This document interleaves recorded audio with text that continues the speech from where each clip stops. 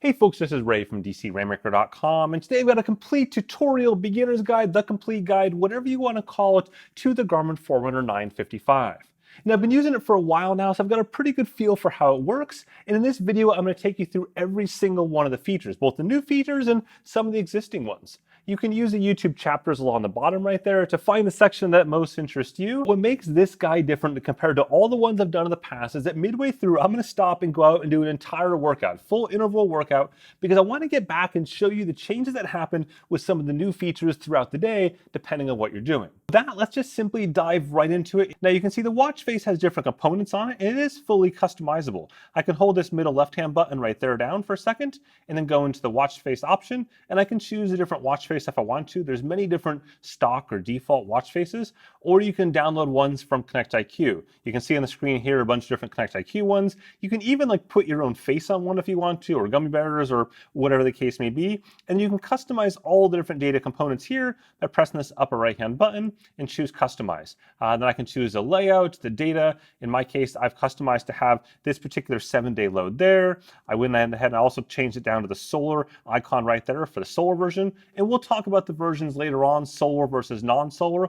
But the long and the short of it is the only difference is the solar panel around the outside edge, and of course the battery implications for the better of that. There are no other features that are differ between the two from solar to non-solar. So these are all the customizations you can do. You can choose anything you want. For example, you can see here all the different data points that I can change for that particular field. And you can, again, just customize this as you see fit. I'm going to back out of this though, real quick, back again. This is your back button here. There is a touchscreen, which we'll talk about in just a second, but there are 5 buttons, 1, 2, 3, 4, 5, and on the back you have the optical heart rate sensor. This sensor is used for heart rate as well as pulse ox and a slew of different metrics behind the scenes, things like breathing rate and HRV and stress and body battery. I mean, there is lots and lots of stuff all dependent on this particular sensor right there.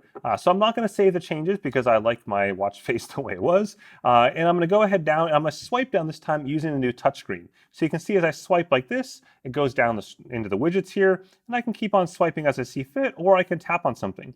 So if I were to tap on the solar intensity, I'd see the solar intensity widget. I'll just click on back though instead by pressing this right there, and I go down and I can see each of the different widgets. Now when you see 3 different pieces here, those are technically called widget glances because it's just a subset of the widget itself.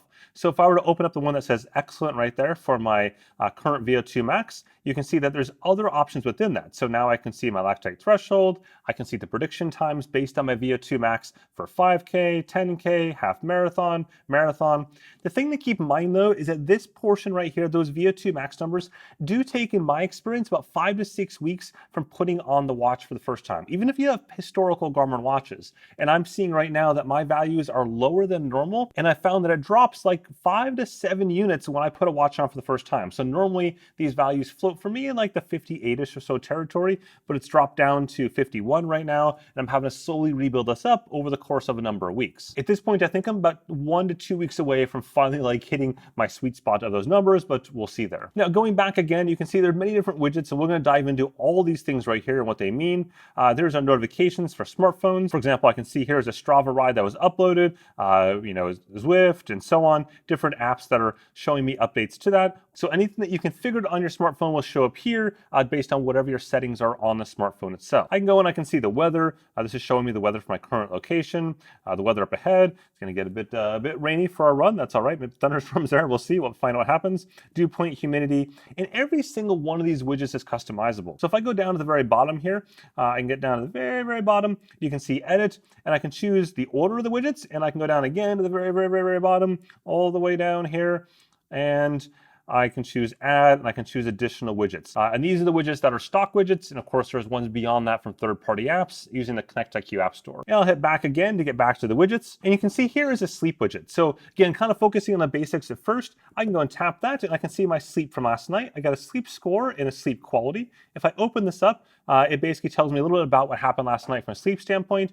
In this case, the activity yesterday was relatively tame, so it helped my sleep. So if I have really crappy and broken sleep during that night, it may then tell me me that the following day or that day, I'll have trouble concentrating. So going on back here, you can see this is my sleep stages and sleep phases. I don't put a lot of stock in this on any wearable. The technology just is quite variable, and even the technology to assess this from an accuracy standpoint is also not that accurate. So it's not something I tend to worry about. Oh, hey, and a quick note as we get chugging through here, if you're finding this interesting or useful, if you could just whack the like button at the bottom there, it really helps out this video and the channel quite a bit. Instead, I tend to focus on the very bottom there, the times that I went to sleep and whether or not those were correct. In this case, that was correct within a few minutes of it anyways, and that's what I'm mostly looking for. I find that for me personally, if I focus on getting good duration of sleep overall, that tends to have a quality come along with it. That won't be the same for everyone, but for me, that tends to be the case. If we go back here, back into the widgets, you get summaries. These are displayed based on the start date of the week. So in my case, it's set up for yesterday as Monday. So a short swim yesterday. I've got some ride in there. I had a run as well, and I can open up all these if I wanted to. And then below that, we got the race calendar, and we're going to talk in a ton of depth on the race calendar because there's some massive changes associated with this that impact all sorts of areas in the watch. That's really super interesting. Here's steps. So pretty much what you expect from a steps counter standpoint. You can see them over the course of the last week. You can see the distance there. And if I go back up here, you can see this is over the course of the day. So once I go for my run, this will jump up quite a bit, showing those steps from that particular run. Here's sunrise, my stress, and body battery. Body battery is essentially your energy level throughout the day. So in this case, I gained my energy, since midnight there as I slept up to 87 for the day. And then everything since that point's been essentially downhill because I'm doing things. And so I gained 60 units last night while I slept, and then I've lost 48 thus far. And I can go down again and I can see it with stress for the day. I've got a lot I've been trying to shoot video-wise for tomorrow. So it's been a bit of a busy day. I find that body battery is very, very good at looking at how I feel that particular day in terms of my overall energy levels, which is different than training. And that's something that we'll have to kind of dive into when we get to training readiness, because those two components got to kind of work together to help you figure out whether or not you train or whether you just hang out, or maybe there's something else going on in life that you should be looking at. So backing out again here, there is pulse ox. That is going to use the red light on the back here to measure your blood oxygenation levels. So let me just get this to a trigger there and show me red. Hold on 1 second. Give me the red light. There we go. It's going to be very, very quick. Here we go. 1, 2, 3, boom. Red light, green light. So the green light is normally used for normal heart rate. In this case, because I don't have it here sitting very still, it's not going to be able to get that pulse ox reading. You do really need to put it on your wrist, obviously, and then be very, very still to get good blood oxygenation readings. One of the things to keep in mind, though, is that by default, it's set for on demand, which is where you should absolutely leave it. If you change this to be 24/7 readings, your battery life will just go to crap. And what I mean there is it goes from really good to horrendous, like on the order of 1 to 2 days battery life if you choose always on.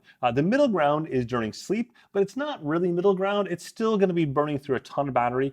Personally, unless you have a very specific known reason that you want to quantify your pulse ox readings at night, I would just turn off and only use it in on-demand mode. Otherwise, you just burn a lot of battery for not a lot of benefit. The next widget that you go down into would be your health snapshot. This takes a bunch of readings, 5 different readings at once over the course of 2 minutes, and lets you kind of do a single point in time snapshot, as the name implies, that you can save into Garmin Connect or export out for a doctor later on. This is handy if you want to kind of have a lot of control over those metrics, because all these metrics are recorded virtually 24/7 or at worst at sleep throughout the rest of the day, but having them kind of in one tidy place makes it easy to control the variables around those if you wanted to. So now we're going to start diving into some of the sports metrics, in particular the new data sports metrics that are here on the 955 that were launched here. They're also coming to the Phoenix 7 as well, and they're also, the majority is on the 255 and will come to the Instinct 2 series also. Going down into the widgets, you can see there's one called HRV Status, and what this is this showing my HRV status overnight. HRV stands for heart rate variability, and it's essentially measuring the variability in between the heart rate beats. And so in this case, you see that at 48 milliseconds.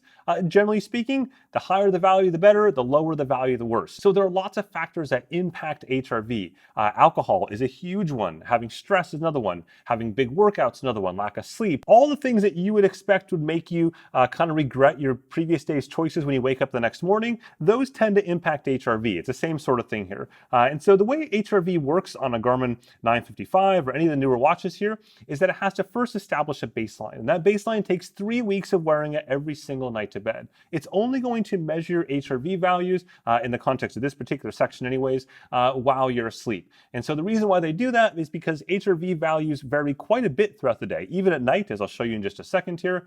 So you want to have kind of a broader time frame to be able to figure out some of those averages. And everything that's used in this is all about kind of longer range time frames. You see at the very top there, it shows my 7-day HRV average is 48. My last night average is 54. And then those are my zones right there in the middle. And so that green zone is entirely personal to me, and in particular, even the range width itself. If I have a very consistent HRV value average every single night, that green range will be much, much skinnier. In my case, it's a bit wider. As I mentioned, this requires 3 weeks of data first. Technically, it's 19 days actually. You need first 12 days of data to start with, and then you need 7 days after that, of which 4 of those days have values. And so basically just 19 days if you wore it every single night before you get your first HRV status. Otherwise, it'll tell you to keep on kind of waiting. You'll still see all the underlying data behind that though. So if I go down here, you can see last night's HRV values, and it's kind of all over the place, and that's completely the norm. Your HRV values will vary based on your sleep phases, based on your recovery from whatever you did the day before. For example, if you drank at 6 o'clock,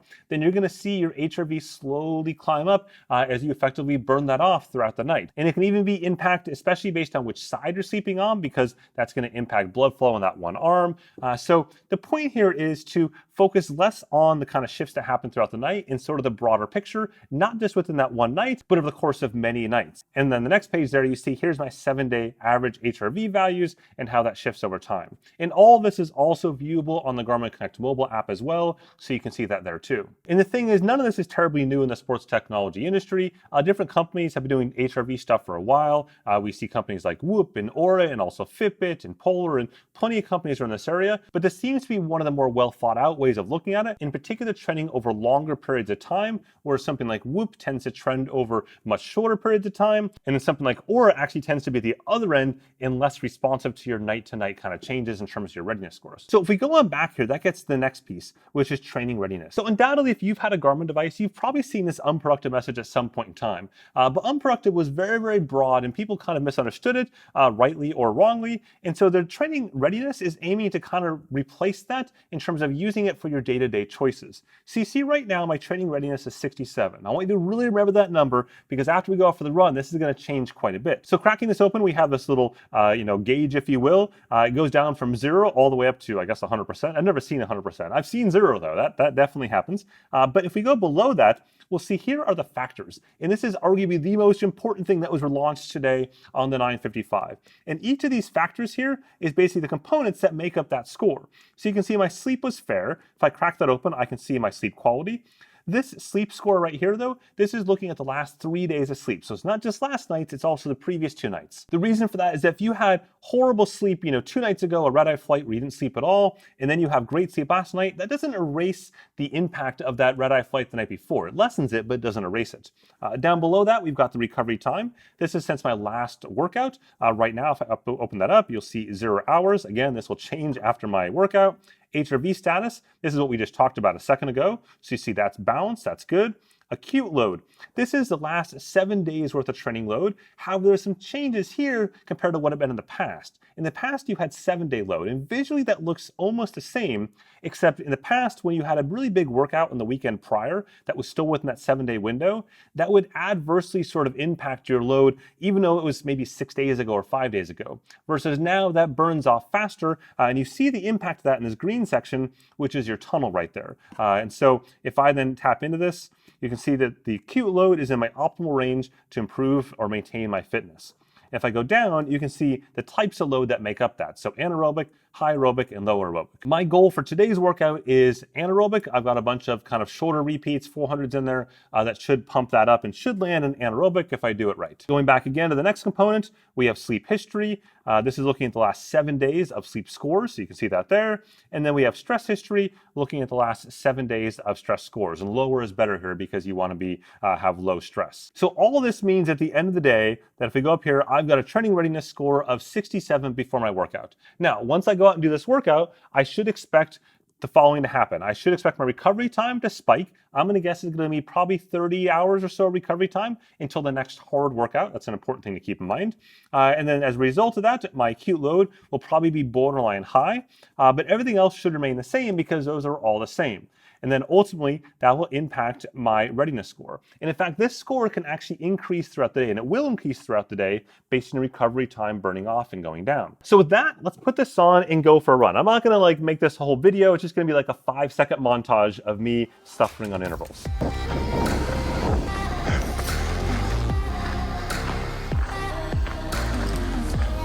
Well then, that was fun. So let's see the impact of that goodness. So if we go down on the watch itself, there we go. HRV status stays the same, of course, because that's sleep-based. Training readiness, though, has dropped down to 33 from 67 before. If we crack that open, we see our training readiness score, low, high recovery needs. You may need to recover more to fully benefit from additional training. Fair enough. And go down here. You can see sleep remains the same. Nothing changes there, of course. Recovery time high. This just loops back to the recovery hours, in this case 38 hours. Your recovery needs are high. It's a good idea to take it easy today. So this is again that dynamic shifting where if you were to look back at this, everything else, this acute load goes to high as well. Now we're at 1109 because that workout bumped it up a fair bit. And you can see here, you know, the vast majority of that was high aerobic, not quite anaerobic. Yeah, I tried, okay? That was a pretty substantial workout, but the scoring of that may be a little bit high because of the incorrectness, if you will, of my VO2 max numbers, at least what it thinks my VO2 max numbers are.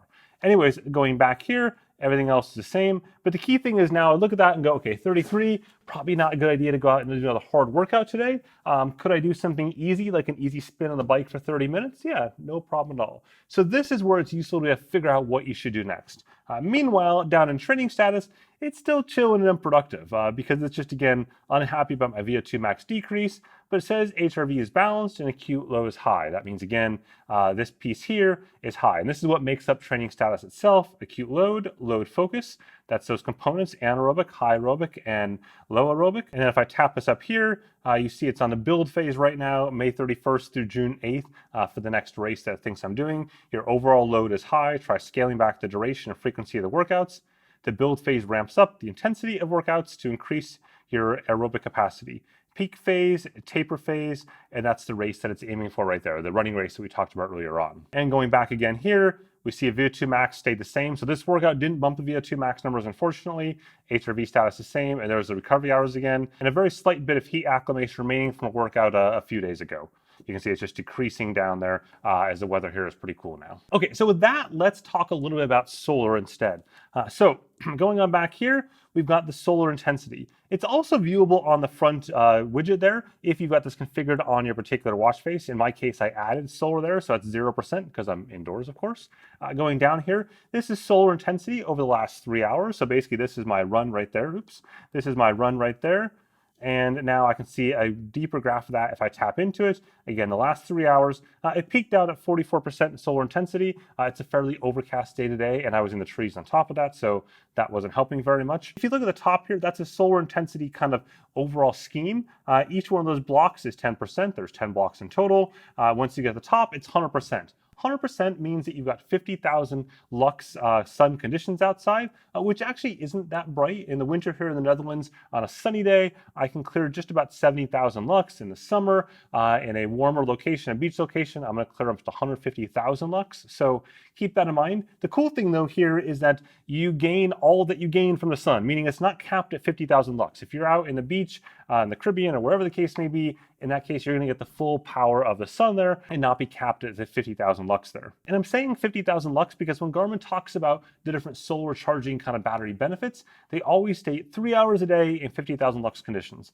So 3 hours a day today would be challenging. I wouldn't have hit that at all. And 3 hours a day in the middle of the winter under your coat, you're not going to hit that. But 3 hours a day in the summer is no problems because 1, you might be outside more than 3 hours, and then 2, you might have conditions far in excess of the 50,000 lux baseline. So just keep that in mind. In terms of the solar panel itself, you can see it around this outer edge right there, this piece right there. That is a solar panel that is at 100% photovoltaic levels, and 100% Technically, there's some nuance to that, but just for the simplicity purposes here, 100% of the sun's energy hits that thing and it takes advantage of it at 100%, versus across the entire display itself is another panel that it's only 7%. So in that case, only 7% of the sun's energy gets converted into solar there. Now, in terms of the sizing of the displays, they are precisely the same whether you have the base version or the solar version. It's simply that the solar strip cuts into the bezel on the solar edition. So essentially, same display in both of them. You just get a thinner bezel on the solar edition because some of that's taken up by that solar strip there. This is the exact same solar panel and strip is on the Phoenix 7 solar editions, the middle one in terms of sizing and stuff like that. Okay, so let's talk about the race widgets because these are super important to understanding some fundamental changes that have happened within Garmin's platform.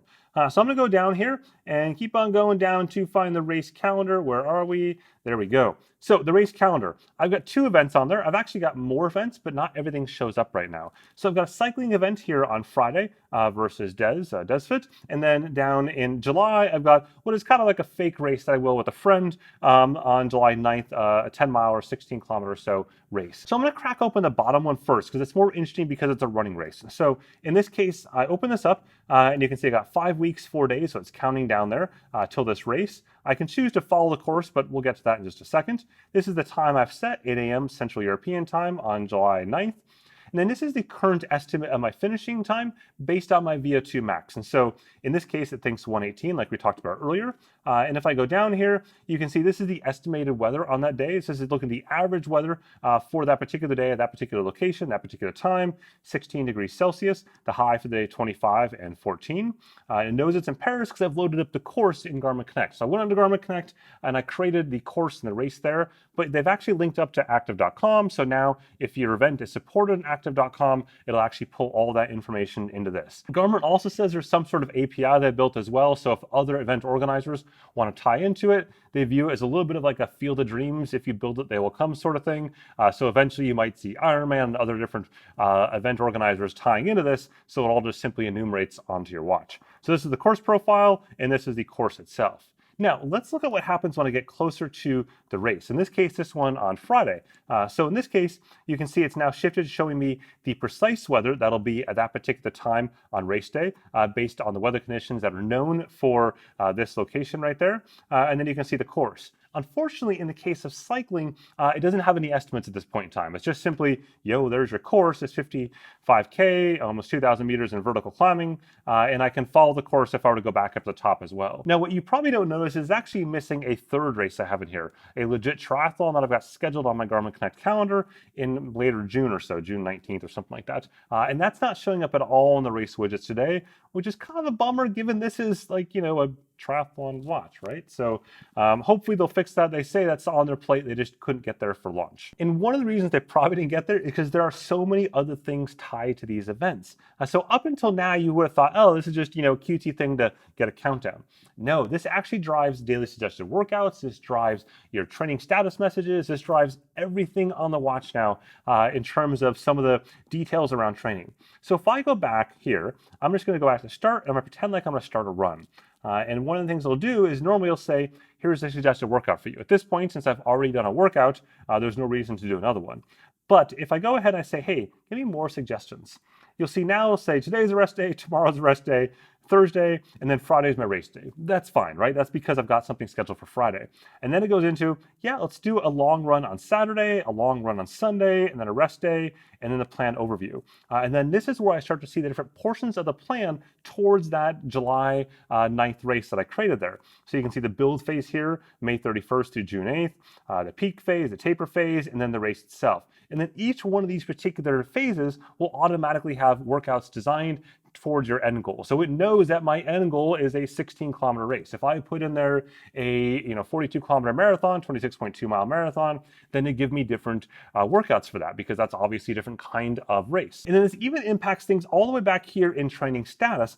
It'll actually normally show me the race that I'm going for up at the top there. In this case, it's too close to my race, and I think it's just given up and said, yo, it's your problem. But up until this morning, it actually showed me my upcoming race because it knew that was the next thing on my calendar, and it's trying to figure out whether or not my training is productive for that particular race. So let's sort of talk a little bit about starting up a sport mode itself. Kind of back up a bit, if you will. You press this upper right-hand button right there, and this gives me all my sport modes. These first ones are my favorites, the ones that I've set to be favorites: CC Run, Map, e-bike for commuting in this case, Health Snapshot, Triathlon, and then down there are more favorites. And I keep on going down here. I can choose Add, and I get this giant list of sport modes. I'll just simply scroll through it so you can see all these sport modes. In general, different sport modes have not only different calorie burns, but they also have different data fields. For example, you have different data fields in rowing than in tennis. And then some of the sport modes have different sensors they connect to. You can see bouldering and so on. So for example, if I'm in running, I'm going to have potentially connect to a running foot pod, and cycling a cycling speed cadence sensor or a power meter or a trainer, things that you wouldn't necessarily do, or not necessarily, you would definitely not do in yoga. In my case, I'm going to go back here and I'm going to choose just the run option. There we go. And now it's giving my daily suggestion. In this case, I can dismiss this, or because I forgot earlier to mention this, in settings, I can now change what day I want my long workout to be for those daily suggestions. So I can say, hey, my long workout should be on Saturday or Sunday, in which case is what the default is. I can change that.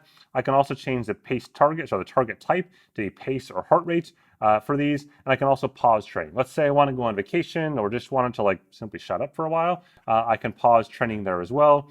And then there's a workout prompt if I want to get rid of this entirely and say, you know what, I got my own coach doing my own things, therefore I don't need any of these sort of prompts.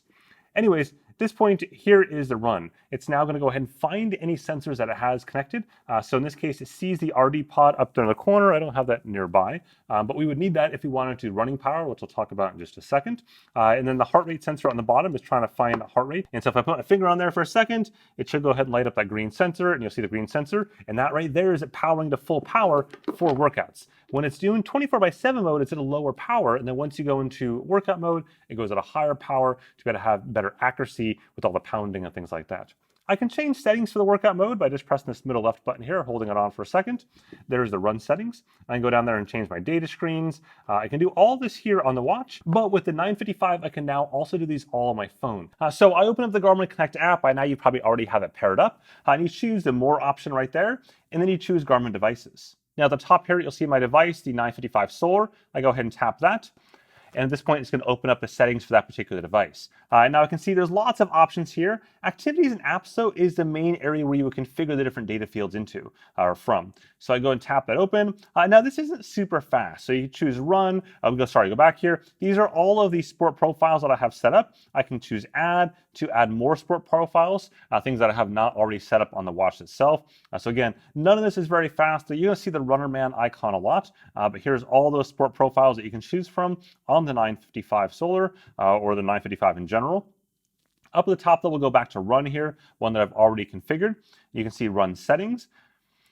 And then this is where I can go ahead and configure the data pages and all the settings for just the run activity. So you can see alerts and laps and metronome and map and routing, auto pause, climb pro, all these things I can customize just for my phone itself, even the satellite configuration settings. There we go for all plus multiband. And if I want to talk about the data fields or show the data fields, they're at the top up here under data screens. And then I can see each one of these data pages right there. I can add a page to it. I can choose custom data, and I can choose how many fields I want. Let's just say a 4-field quadrant.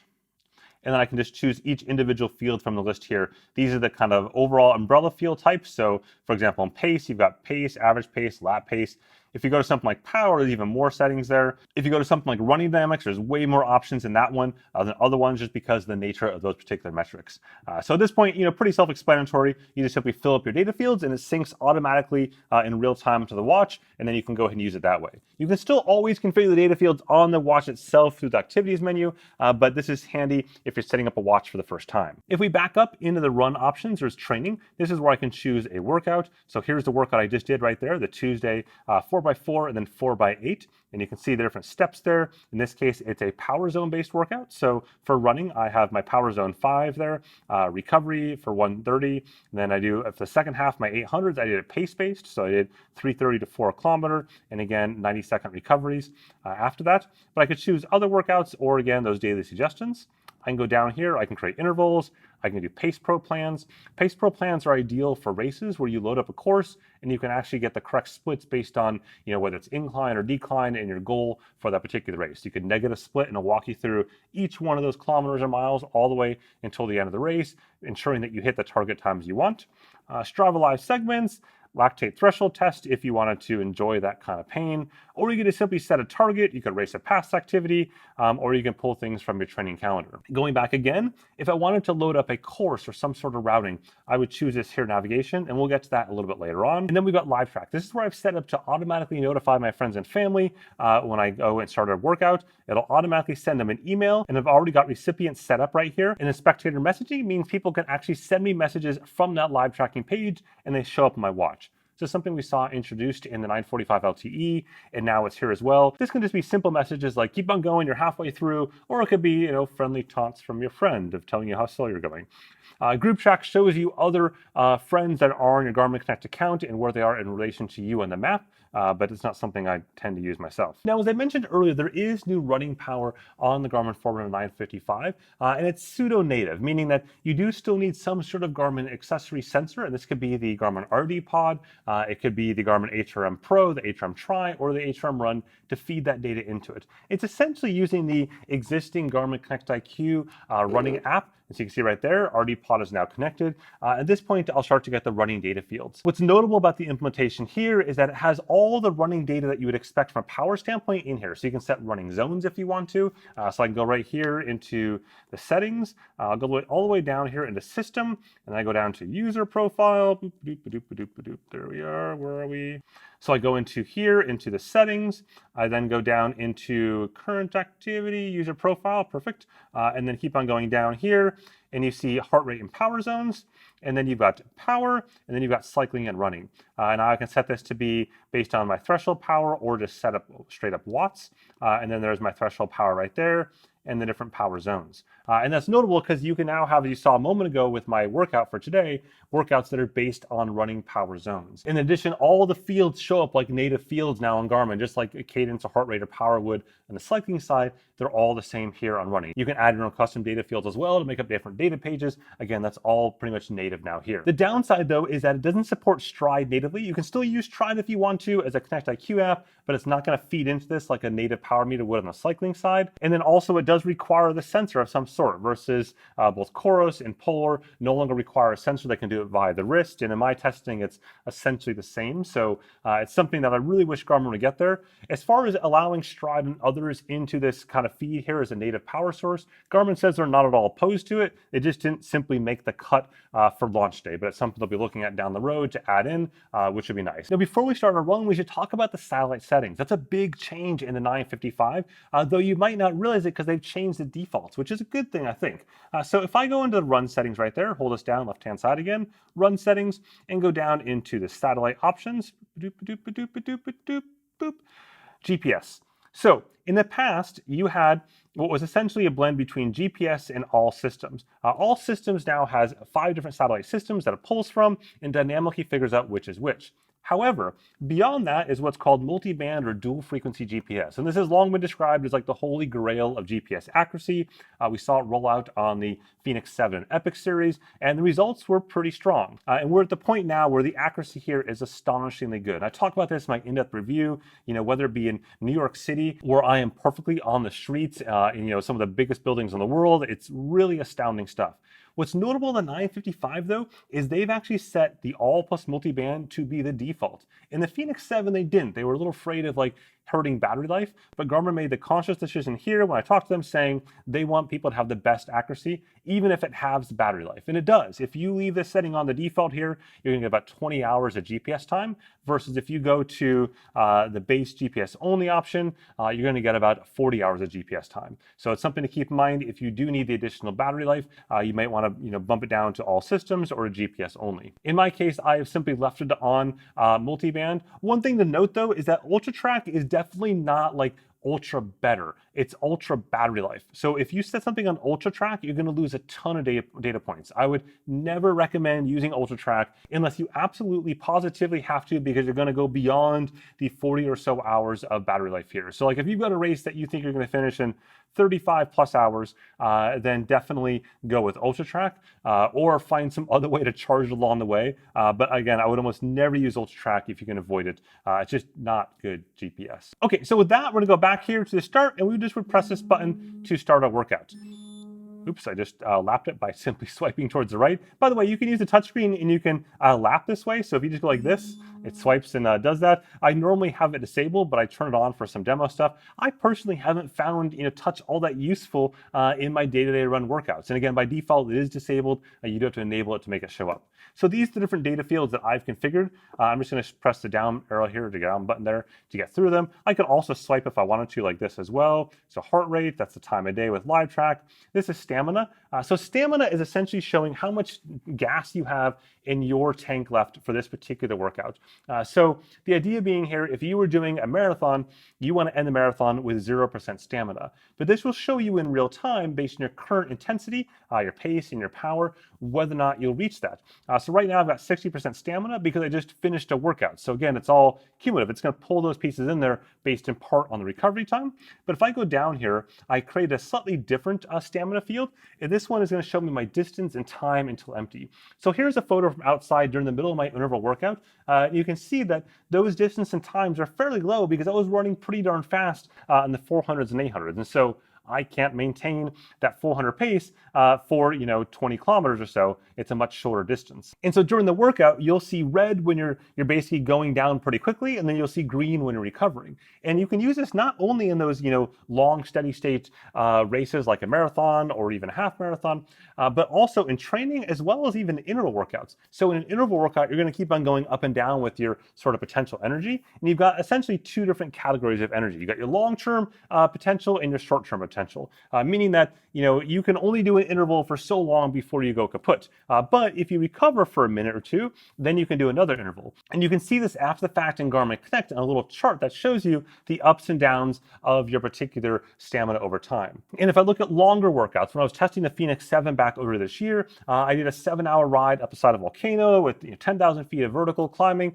100-something kilometers. It was a beast of a day. And I finished with roughly like 0 or 1% stamina at the end of that. And that was pretty close to reality. Could I've gone a few more kilometers for a good pace tree? Yeah, absolutely. But to be after 7 hours within a few minutes of where my body was, that was pretty darn impressive. Next, if I change my data fields, I can find the running power right there. There we go. Again, this is pulling from the sensor here. And this is a field that I've created with my gauge on top there, my running power zones, and then my lap power down below. You can create your own data fields as you see fit, as we talked about earlier on. This is just one I've created here. Here's what it looks like out on the run itself. So you can see my actual running power showing right there. And it just shows like any other native field. The only difference, again, you have to have that accessory there. So once you're done with your workout, you can go ahead and press the stop button upper right-hand corner, and you'll get summary information. Here is a summary from the run we just did a moment ago, or I just did. You didn't do anything. No offense to you, but I did that running. You can see 8.33 kilometers, 43 minutes, average pace there at 5:14 a kilometer. You can see my pace, and you can see those intervals pretty clearly there. The 4x4s right there in the middle, and then the 4x8s right there. And I got a warm up in the beginning there. Here's the heart rate over the course of that. The execution score, this is basically how close was I to my structured workout that I loaded in here. And it was okay, but it wasn't great, meaning that I was a little bit low on both the power zones and as well the pacing. I was within that, but not like really in the middle of the particular zones I needed to be. A training effect right there, you can see targeting VO2 max, aerobic and anaerobic, and then my load down at the bottom there. I can also then press this upper right hand button and see way more stats. So I can see just like a summary page.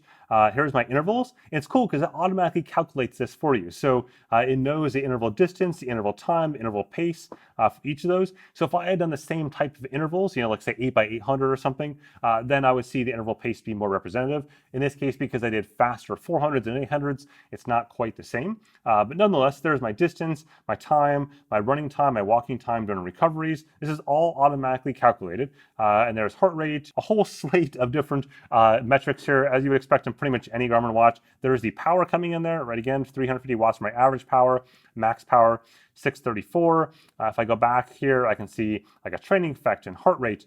These are the zones, so there's my power zones. And then here's the intervals. This is all automatically calculated here. So you can see each one of those. And here's a map of this. And there you can see the area. I can zoom in if I want to, get far enough down. I can finally get that kind of the topo map, if you will, of that. And I can finally get a little more detail on what's going on around me. And I can use this to move around. Right now, there is no touchscreen enabled in this particular section. You'd have to do it from the sport mode of the map profiles themselves. Now, all of this is then synced automatically to Garmin Connect, and you can see the same data and way more data on the Garmin Connect app. Here's a couple screenshots of that right there, as well as onto third-party sites if you configured it, like Strava and Training Peaks and Today's Plan and Final Surge, you name it. It's all up there. It automatically syncs, and you can see it just like you would on any other watch. Also, a nice little thing I like is that if you have the RD pod, it's usually clipped on the back. Not usually, it should be clipped on the back of your running shorts. It's easy to forget when you throw that in the laundry machine. So at the end of this, it reminds you every single time to take off the RD pod, which I really appreciate because I forget every single time. Anyways, speaking of sensors, if we go in the menus here, the left-hand side middle button again, down to settings, and we find our sensors, this is where we can pair up sensors. You can see I've got a currently disabled HRM Pro. I've got Garmin Rally pedals. This is a power meter, another bike, another power meter bike, another power meter bike. Smart trainer, there's the RD pod, compass, altimeter, barometer. These are the internal sensors. Club sensors is for golf. But up the top here, I can choose to add sensors. And you can see I've got e-bike, extended display, external heart rate, footpod, headphones, inReach, which is satellite communicator, lights, muscle oxygenation, and lights, by the way, is cycling Varia lights, or Bontrager lights, or C-Sense lights, lots of third-party AMP Plus lights for cycling. Power radar, the cycling radar again, RD pod, shifting DI2 using the proprietary proprietary protocol, smart trainer, speed indicates, Tempi, and Verb, Garmin's lost and forgotten action cam. And the cool thing is I can add multiple types of these. I can save them as different names if I want to. And so I can have multiple bikes and multiple sensors all stored into here. In addition, if I want to use the optical heart rate sensor in here and broadcast it out to third-party apps, I can do that by pressing once up to wrist heart rate. I tap into that, and then I can see broadcast heart rate. And then from there, I can broadcast it as a one-off right here. I can also go into each individual sport mode though, and automatically broadcast my heart rate when I open up that particular sport mode. For example, cycling or running or whatever the case may be. And that's what I kind of prefer to do, where if I want to have it accessible on an indoor bike, because it's most likely to be on Zwift or on Peloton, then it automatically broadcasts. I find if you're looking at indoor workouts, especially of the cycling variety, you're going to have pretty accurate results. There's not a lot of movement. It's pretty accurate. If you're looking at strength training, it may be a bit more wobbly. So you got to kind of figure out what works for you and what doesn't work. And then this is broadcast over both AMP Plus as well as Bluetooth Smart concurrently. So basically anything out there can connect to this, no problems at all. Okay, so we're getting closer to the home stretch here. We got some cool stuff coming up. So let's talk about maps. So back to the home screen, again, middle button to access settings. And when I'm doing this, by the way, I'm just doing this to hold the watch in place. I probably should have mentioned that like 45 minutes ago. But scrolling on down here, we will find maps. Where are you, maps? There we go, maps. And then map manager and map theme. Map manager is what we want for right now. So this is the Topo Active Maps. These are maps that have all of this stuff on them. So it's got the point of interest, everything from like, you know, the pancake place out in the forest here, to monuments, to shelters, all of that is in here, road data, everything is in a Topo Active Map, including the topo as the name implies, so the elevation profiles, as well as the popularity routing or all the heat map data from all of Garmin's cycling and running, and all the sports are baked into this. So when you try to route somewhere, it'll use the data that knows athletes are actually going somewhere versus just some like creepy road or whatever the case may be. But anyways, this first page here is showing you the top. You have 7.7 gigs available. On your watch, you've got 32 gigs of space to work with, which is plenty of space, by the way. And then within this, you've got the Topo Active Maps, which we'll get to in a second. But down the bottom here, these are the kind of the ancillary maps. So these are some golf maps right there. This is your skiing maps, some more golf maps. Those are all there. If I crack open the Topo Active Maps, you can see I've got North America loaded at 9.1 gigs, and I've got Topo Active Europe loaded at 10.4 gigs. So that's taking up 19 or so gigs in my space, which is why I have the roughly 7 gigs left, plus some music and some other things like that. So opening this up here, I can choose to add a map. Okay, so now we got a listing of maps showing topo active Africa, topo active Australia, China, mainland, Hong Kong, Japan, Korea, MENA. And these right here, these are basically abbreviations. And you can go on the Garmin site and look up the exact abbreviation. This, I believe, is Singapore, Malaysia, Vietnam, South America, Taiwan, Thailand, Indonesia, and I don't remember the D is. But anyways, you can look these up and you can see the sizes. You know, obviously Taiwan is very, very small. The other ones are all kind of varying in sizes. You can just choose one. If I just choose Taiwan for fun here, I'll choose that and I click download, and now it queues it. Basically, again, everything gets queued until you plug this in. And once I plug this in, it'll connect to Wi-Fi and start the actual download. Or you can take this and plug it into your computer if you want. And that, as a spoiler, is way, way, way, way, way faster. Like on the order of magnitude of this would take to download to Europe about 4 hours or so, versus the computer, it's going to be like between 20 and 30 minutes, give or take. So now that we got to those maps on there, let's talk about courses and navigation. So in the upper right-hand button there, you can choose a sport profile. In our case, we're going to go down to hike because that seems about right. There we go, hike. But you can choose pretty much every GPS profile for navigation. And then left-hand side right here, I can go and hold this down and go into navigation. And I've got lots of options. I can navigate to a point of interest. This is going to pull from the database that's in those maps, whether it be, you know, food and drink or cities or fuel services. I mean, there's all sorts of random things in here. Around me does the same thing, just shows me what's around me from that point of interest database. For me though, I'm mostly going to choose courses. Round trip courses, when it generates a course on the fly for you, you tell it, hey, I want a 15K run or a 50K bike ride in a certain direction or anywhere you want to go, and it spits back 3 different options for you. But in my case, I've got some predefined courses. I've got this one right there. I've got one from last week. I've got one in the Alps, the one for Friday. There we go. Let's just choose this one right here. Now this is going to be a bike ride, but we'll just load it into the hike. It doesn't really matter. We'll choose this. I can look at this. I can say, let me see the map. We just saw the map. Here comes elevation plot. So that's pretty substantial, as you might see there. And if I go down, I can see the climbs. In this case, you'll see the first climb. These are for Climb Pro. So you can see it's 15 kilometers, 1,100 meters of climbing. And then we go up another 400 meters or 500 meters of climbing for 6 kilometers at average 8% grade, and so on. So all these are the climbs right there. And then at this point, we can choose this course. We can also do it in reverse if we want to. So I'm going to choose do course, and it'll load this course up. Now, if I go down in here, I can see all of the data fields I would normally configure, and you can customize these. And then I can see a map, but I can go ahead and change this to somewhere else if I want to.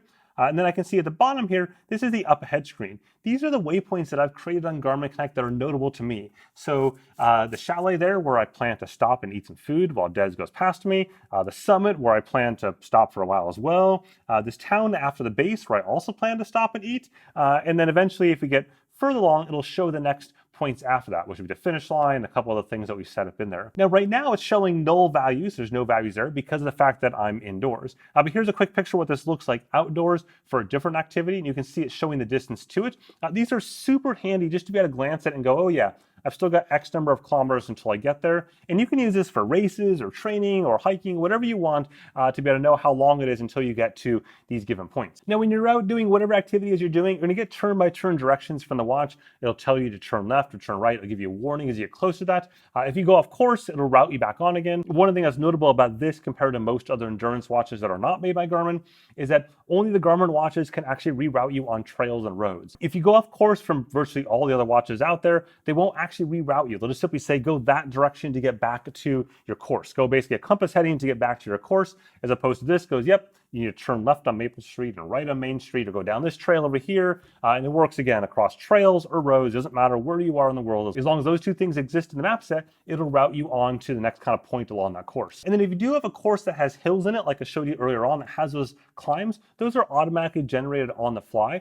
So here's a run from a week or two ago that had a pretty substantial initial hill. I mean, not just a hill, not like a mountain. And you can see my location on that particular climb, how much ascent I have left, my current ascent rate. The Climb Pro is by far one of my favorite features on the Garmin devices, just because it makes it super easy to see how much pain and suffering I have left until I get to the top of a climb. And this is true of both like running and hiking and stuff like that, as well as cycling. However, also in the running modes, it'll give you Climb Pro for descents as well. You do need to enable that in the settings of Climb Pro, but it'll show you how much distance you have until you get to the base of that particular climb, or descent, I guess. Okay, so the last two areas to talk about are music as well as Garmin Pay.